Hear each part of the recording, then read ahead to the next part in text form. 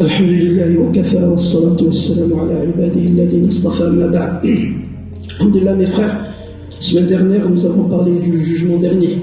Nous avons mentionné la résurrection quand les gens vont sortir de leur temps. Puis nous avons parlé du rassemblement quand les gens seront tous rassemblés devant Allah, du premier au dernier, de Adam alayhi salatu wassalam jusqu'au dernier des hommes, les génies, toutes les communautés précédentes. Tous seront réunis devant Allah tabaraka wa ta'ala. Et ce jour-là, les prophètes seront terrorisés. Ce jour-là, le soleil va se rapprocher à un encore de la tête. Et les gens seront sueurs. Il y en a qui vont suer jusqu'aux chevilles, d'autres jusqu'aux genoux, d'autres jusqu'à la poitrine, d'autres vont se noyer dans leur sueur.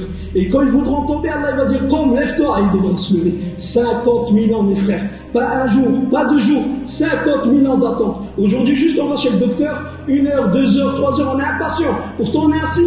Il y a une température ambiante. Il y a des magazines. Si on veut lire des magazines, on a un téléphone pour se distraire. On peut parler avec les gens. Mais il y a au 50 000 ans. Allah il dit وَتَرَى النَّاسَ سُكَارَى وَمَا هُمْ بِسُكَارَى وَلَكِنَّ عَذَابَ اللَّهِ شَدِيدٌ. Allah il dit tu les vois ivres, mais ils ne sont pas ivres. Mais le châtiment d'Allah il est terrible. Tellement ça sera un jour terrible. Et Allah tabaraka wa ta'ala dans le Coran il mentionne deux scènes pour nous montrer l'intensité de ce jour.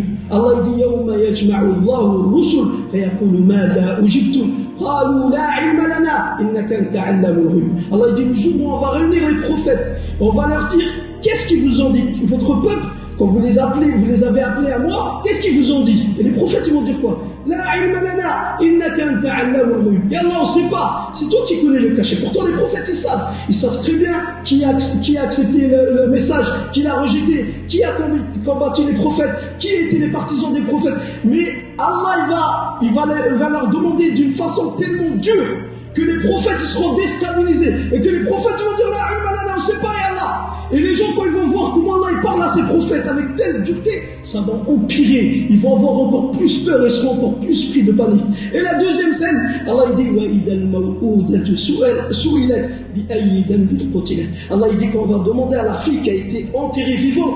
Pourquoi? Pour quel péché tu as été enterrée vivante? Il faut savoir qu'à l'époque, les Arabes, ils avaient cette horrible coutume qui était d'enterrer leurs filles vivantes par peur de la pauvreté, par peur du scandale, par crainte qu'elles aient à leur fou et qu'ils ont la honte.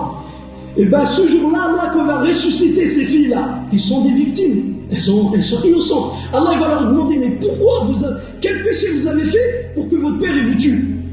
C'est comme si l'un de nous, son fils il rentre de l'école et dit Abi, le maître il m'a puni.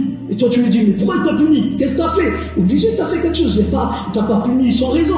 Et ben là ça nous montre, le jugement il sera tellement dur que c'est des filles innocentes, elles ont rien fait. Et Allah il leur demande mais pourquoi votre père il vous... Et quand les gens ils vont voir ça, ils seront encore plus pris de panique. Et là ils vont se regarder, ils vont dire يقول الإنسان يومئذ أين المفر كلا لا وزر إلى ربك يومئذ المستقر. Ce jour-là l'homme il va dire fuir. Point de refuge vers ton Seigneur et le retour. Et là, ils vont se réunir, ils vont dire allons voir les prophètes, pour que les prophètes intercèdent en nos faveurs. Ils vont aller voir le prophète Adam alayhi salam. Ils vont dire oh Adam, tu es le père de l'humanité. Allah il t'a créé de ses propres mains. Il a insufflé l'âme en toi. Et il a fait que tous les prophètes ils sont prosternés devant toi. Et il t'a fait loger au paradis. Intercède en notre faveur. Après, il va dire qu'est-ce qu'il va dire Adam? Aujourd'hui, mon Seigneur il s'est mis en colère. Comme il ne s'est jamais mis auparavant. Et il ne se mettra plus en colère après ce jour. Je suis préoccupé par mon propre sort. Nefsi, allez, c'est autre que moi. Allez voir le prophète Nuh. Et ils vont aller voir Sayyidina Nuh. Nuh, tu es le premier messager qu'Allah a envoyé sur terre. Et Allah dit Abden Shakura, tu es un serviteur plein de reconnaissance. Intercède en notre faveur. Ne vois-tu pas dans quel état nous sommes et quel malheur nous a frappés? Et après il va dire quoi? Aujourd'hui mon Seigneur, il s'est mis en colère comme il ne s'est jamais mis auparavant. Et il ne se mettra plus en colère après ce jour. Je suis préoccupé par mon propre sort. Allez voir Sayyidina Ibrahim. Ils vont aller chez Sayyidina Ibrahim. Oh Ibrahim, tu es le messager d'Allah. Tu es Khalilullah, l'ami intime d'Allah. Intercède en notre faveur. Ne vois-tu pas dans quel état nous sommes et quel malheur nous a frappés? Il va dire la même chose. Aujourd'hui, mon Seigneur s'est mis en colère comme il ne s'est jamais mis auparavant. Et il ne se mettra plus en colère après ce jour.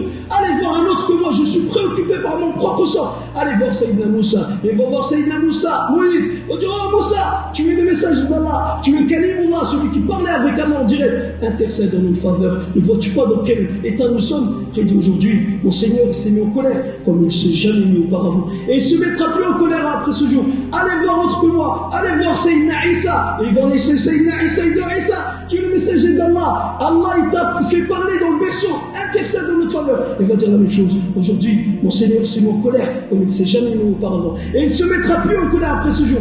Allez voir un autre que moi, allez voir Sayyidina Muhammad sallallahu alayhi wa sallam. Et il va aller voir le prophète sallallahu alayhi wa sallam. Il va dire, ah Rasulullah, intercède en notre faveur. Et le prophète sallallahu alayhi wa sallam va aller sous le trône d'Allah et il va se prosterner. Et il va louer Allah de